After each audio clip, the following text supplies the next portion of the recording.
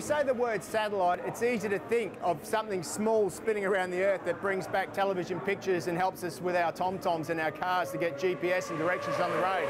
But here in the World Superbike paddock, it's completely something different. We have a lot of things in the paddock and they're called satellite teams. What is a satellite team? Well, I've got an example of one here today. This is Tony Elias's RSV4, and it's a satellite bike. It's exactly the same as the RSV4 that Marco Melandri and Sylvain Gintoli use, but there's some subtle differences. This team don't have the money or the manpower to get this machine as competitive as that. One example, Marco Melandri's had 3 or 4 different fuel tanks made just to suit his riding style this year to help move his weight and positioning around on the bike.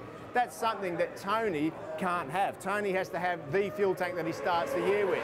Another example of where a guy that rides a satellite bike misses out, or one of the differences, is the swing arm, for example. Tony started the year with this swing arm and link, but unless his team want to pay big bucks to get the latest model stuff, he has to stay with this. Aprilia, on the other side, the factory team, they've had 3 or 4 different swing arms this year.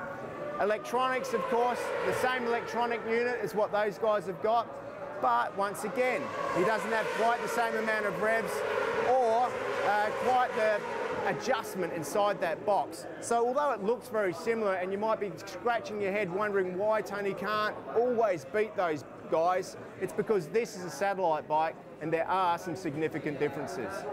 Well, let's wish Tony the best here this weekend. This is a very tight circuit and hopefully he can get this thing up on the podium.